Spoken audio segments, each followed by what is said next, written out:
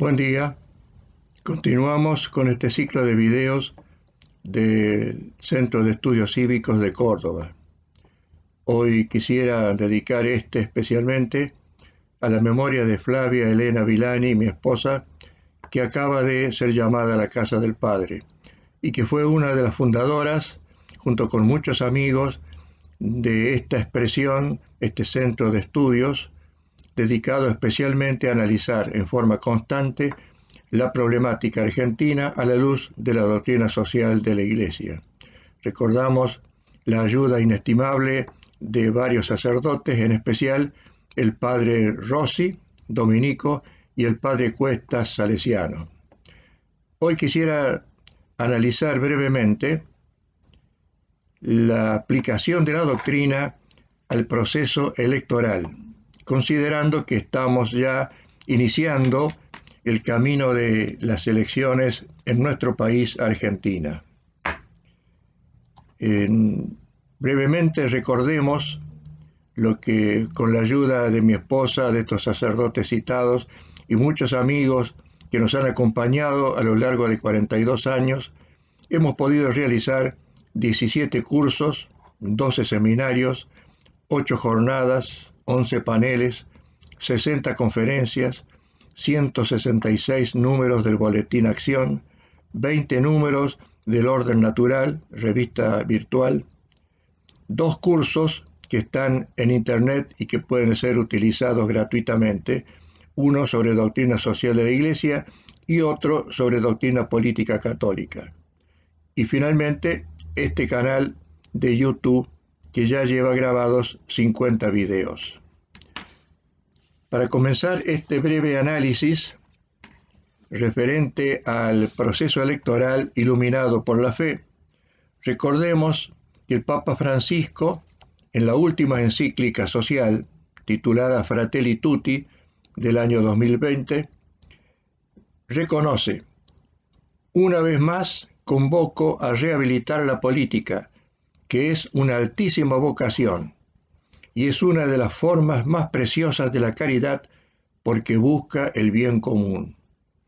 También debemos recordar al patrono de los gobernantes y políticos, Santo Tomás Moro, que fue proclamado de esa manera por Juan Pablo II en el año 2000.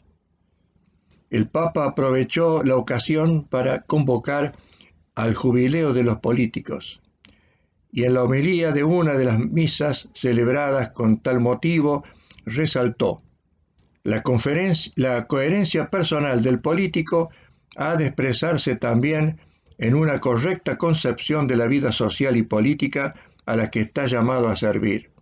Bajo este punto de vista, un político cristiano no puede dejar de hacer constante referencia a aquellos principios que la doctrina social de la Iglesia ha desarrollado a lo largo del tiempo.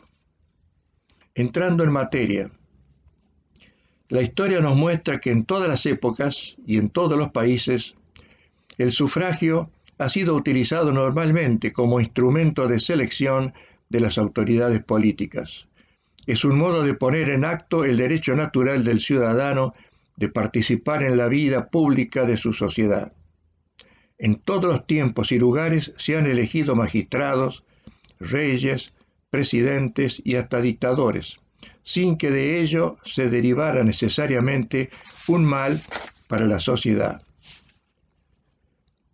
En la Argentina, la forma republicana de gobierno que fija nuestra Constitución implica, entre otras cosas, la periódica elección de autoridades, lo que no es objetable moralmente. Por el contrario, existe la obligación moral de votar, salvo excepciones. Así lo establece, sin ir más lejos, el Catecismo de la Iglesia Católica en el párrafo 2240. Por eso estimamos que sostener en vísperas de toda elección que es inútil y hasta una falta moral ejercer el voto, porque todos los candidatos son malos y todos los programas defectuosos, revela una apreciación equivocada de la actividad política.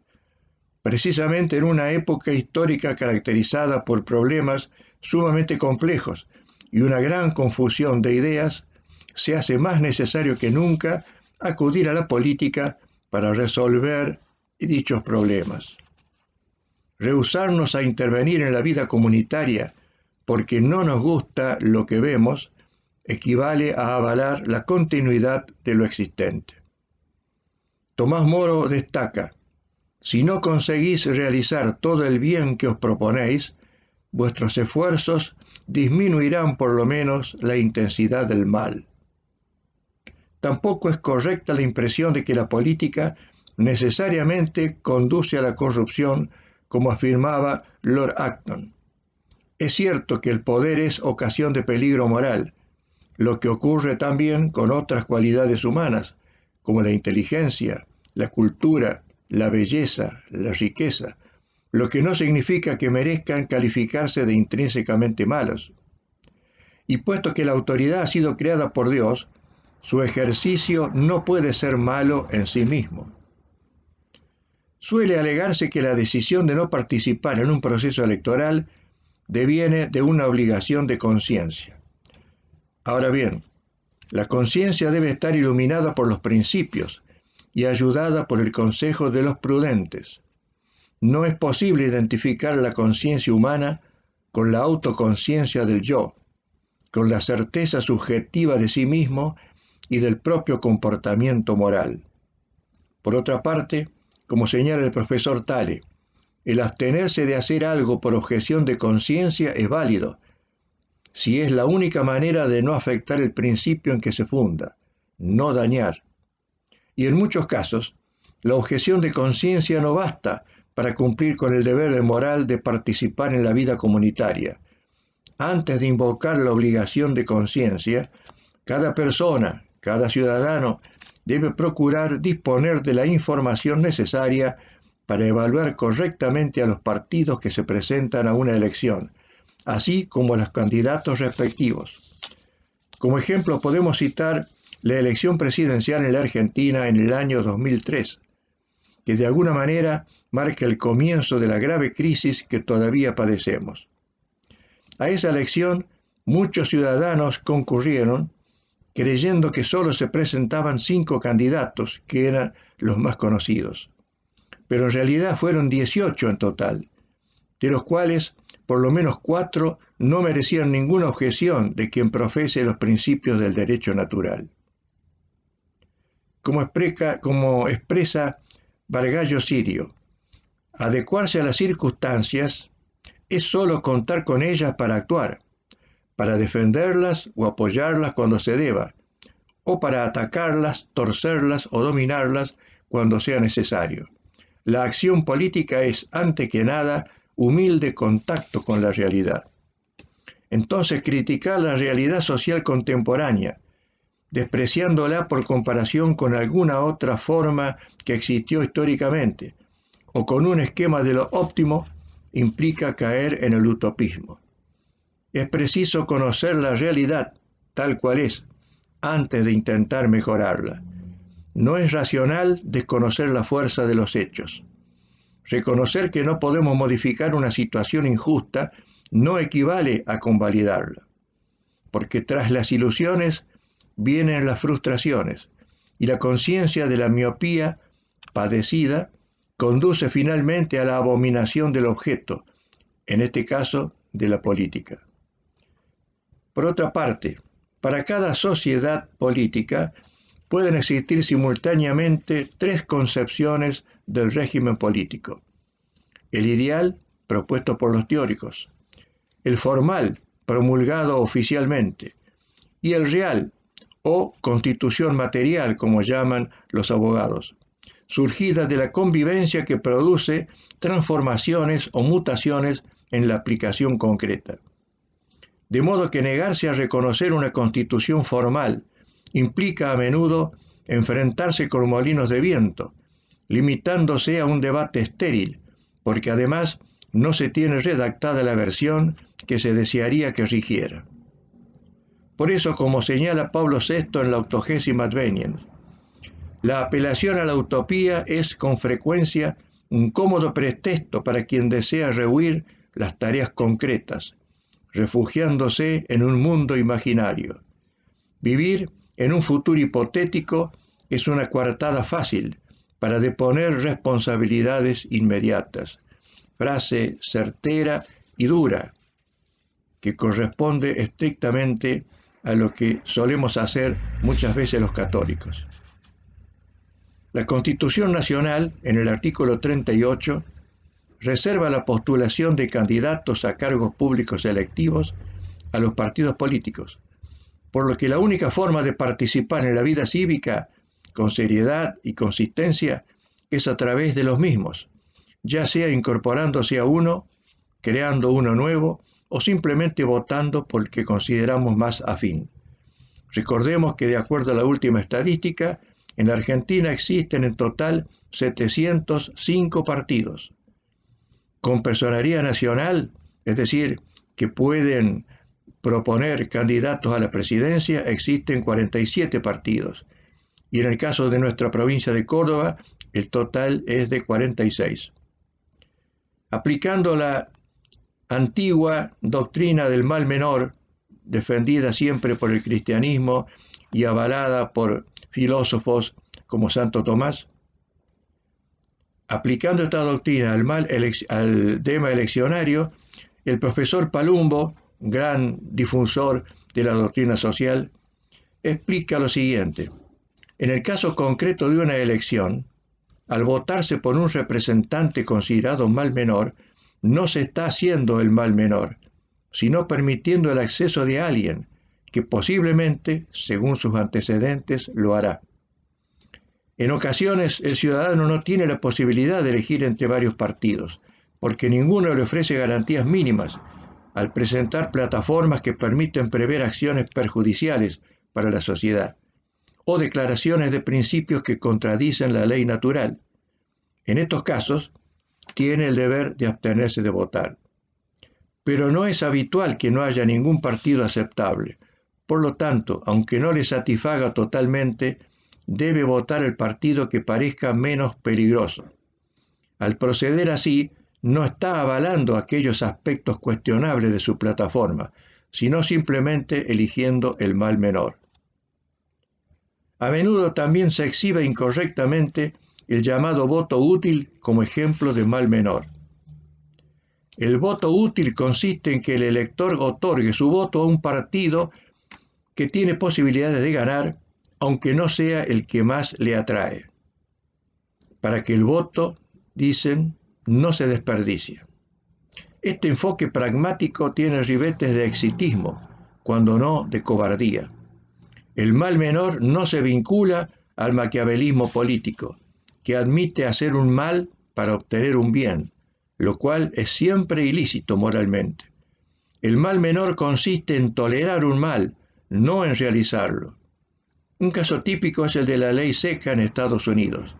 La experiencia demostró que prohibir el consumo de alcohol era más perjudicial que tolerarlo. Votar un partido que carece de posibilidades de obtener ni siquiera una banca de concejal no es una acción inútil. Si el partido satisface las expectativas porque defiende principios sanos y presenta una plataforma que convendría aplicarse, o postula a dirigentes capaces y honestos, merece ser apoyado. El voto en este caso servirá de estímulo para quienes se dedican a la política en esa institución. Les servirá ser reconocidos y facilitará una futura elección con mejores perspectivas. Se ha dicho que la clásica división de izquierda y derecha se mantiene, aunque con otro contenido. Y como acota Héctor Hernández, en referencia a la vida práctica jurídica, la división de ideas pasa hoy por las oposiciones individualismo, solidarismo, cultura de la muerte, cultura de la vida. Pero también agrega Tale que es necesario defender un derecho natural completo para no limitarnos a la protección de la vida, descuidando las cuestiones económicas y políticas donde también debe cumplirse el orden natural. En el documento del Magisterio Pontificio titulado Sacramentum Caritatis de Benedicto XVI, se señala la grave responsabilidad social de decidir correctamente cuando están en juego valores que no son negociables. 4 de esos principios o valores han sido destacados por Benedicto XVI. La defensa de la vida humana desde su concepción hasta su fin natural.